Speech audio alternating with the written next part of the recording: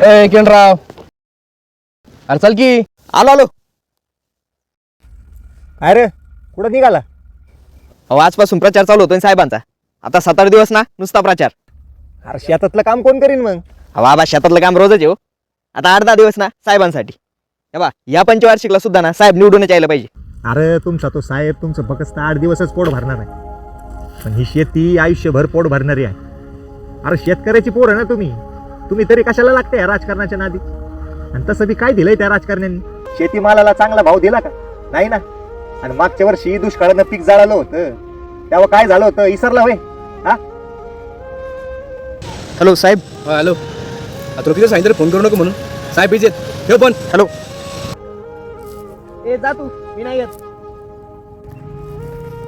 आबा चला दिवावरून शेतातलं काम सोडू ना तुला माती